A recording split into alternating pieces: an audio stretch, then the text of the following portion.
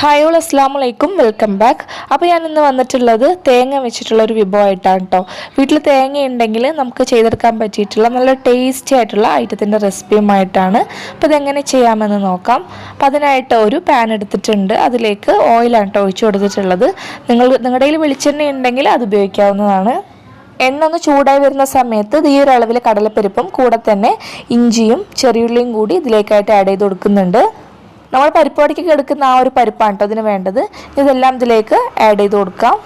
ചോറിൻ്റെ കൂടെയും ചപ്പാത്തിൻ്റെ കൂടെയും അതുപോലെ തന്നെ ദോശൻ്റെ ഒക്കെ ഒപ്പം കഴിക്കാൻ പറ്റിയുള്ള നല്ലൊരു ഐറ്റമാണ് കേട്ടോ അത്.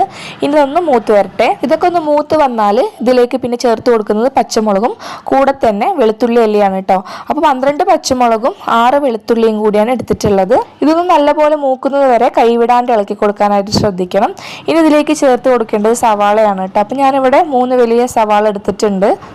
നമ്മുടെ കടയിൽ മസാല ദോശയ്ക്ക് ഓർഡർ വന്നപ്പോൾ നമ്മൾ സൈഡ് ഡിഷായിട്ട് കൊടുക്കാനായിട്ടാണ് കേട്ടോ ഈ ചമ്മന്തി അരച്ചിട്ടുള്ളത്. അതുകൊണ്ടാണ് ഇവിടെ ഒരുപാട് ക്വാണ്ടിറ്റിയിൽ തയ്യാറാക്കുന്നത്. നിങ്ങൾക്ക് വേണമെങ്കിൽ നിങ്ങളുടെ ആവശ്യാനുസരണം ഇൻഗ്രീഡിയൻസ് എടുത്താൽ മതിയാകും. ഇനി ഉള്ളി നല്ലപോലെ ഒന്ന് വാടി വരണം. അപ്പോൾ അതിനായിട്ട് ഇതിലേക്ക് ഉപ്പ് ചേർത്ത് കൊടുക്കാം. ഞാൻ ഈ ഒരു അളവിലാണ് കേട്ടോ കല്ലുപ്പ് ഇട്ട് കൊടുക്കുന്നത്. അതും കൂടി ആഡ് ചെയ്ത് കൊടുത്തതിന് ശേഷം നല്ലപോലെ തന്നെ ഇളക്കി കൊടുക്കാം. വാഴക്ക ബജ്ജി, പൊക്കവട, അതുപോലെ തന്നെ മുട്ട ബജ്ജി അതിനോടൊപ്പമൊക്കെ സൈഡ് ഡിഷായിട്ട് കഴിക്കാനായിട്ട് നല്ല ടേസ്റ്റാണ്. ഇപ്പോൾ സവാള ചെറുതായിട്ടൊന്ന് വാടി വന്നിട്ടുണ്ട്. ഇനി ഇതിലേക്ക് നമുക്ക് തക്കാളി ആഡ് ചെയ്ത് കൊടുക്കാം. അപ്പോൾ നമുക്കിത് ഈ ഒരു അളവിൽ തക്കാളി ആഡ് ചെയ്ത് കൊടുക്കാം. എന്നിട്ട് ഇതെല്ലാം കൂടി ഒന്ന് നല്ലപോലെ തന്നെ ഒന്ന് വാട്ടിയെടുക്കണം.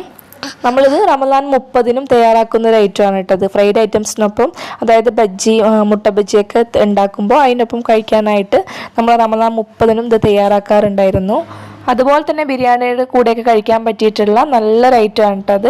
ഇനി ഇതൊന്ന് വാടി വന്നാൽ ഇതിലേക്ക് നമുക്ക് ലെമൺ സൈസിലെ അളവിൽ പുളി ആഡ് ചെയ്ത് കൊടുക്കാം. എന്നിട്ട് ഇതെല്ലാം നല്ലപോലെ ഒന്ന് മിക്സ് ചെയ്ത് കൊടുക്കാം. എല്ലാം നല്ലപോലെ വാടി വന്നാൽ ഇതിൻ്റെ മെയിൻ ഹൈലൈറ്റ് ആയിട്ടുള്ള പുതിന ചേർത്ത് കൊടുക്കാം കേട്ടോ, പുതിന ഇല.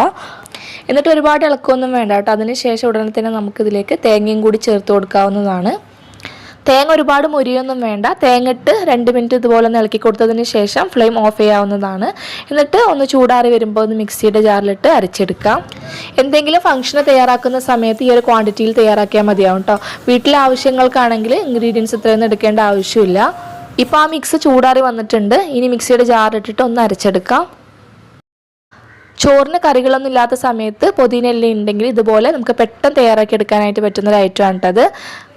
ഇപ്പോൾ ഞാനത് ഇതുപോലെ അരച്ചെടുത്തിട്ടുണ്ട്. അപ്പോൾ ഒരുപാട് ഫൈനായിട്ട് അരച്ചെടുക്കേണ്ട ആവശ്യമില്ല. ഇത്തിരി തരി വിട്ടിട്ട് വേണം അരച്ചെടുക്കാനായിട്ട്. നിങ്ങൾക്ക് ഈ ഒരു റെസിപ്പി ഇഷ്ടമായെങ്കിൽ ഇതുപോലെ ഒന്ന് ട്രൈ ചെയ്ത് നോക്കിയിട്ട് അതിൻ്റെ ഫീഡ്ബാക്ക് കമൻറ്റ് ബോക്സിലൂടെ അറിയിക്കണേ. കൂടെ തന്നെ ലൈക്ക് ചെയ്യാനും ഷെയർ ചെയ്യാനും സബ്സ്ക്രൈബ് ചെയ്യാനും കൂടി മറക്കരുത്. സബ്സ്ക്രൈബ് ചെയ്യുന്ന സമയത്ത് തൊട്ടാണ് ബെല്ലൈക്കണിൽ ഓളെന്നും കൂടി പ്രസ് ചെയ്യണേ. താങ്ക്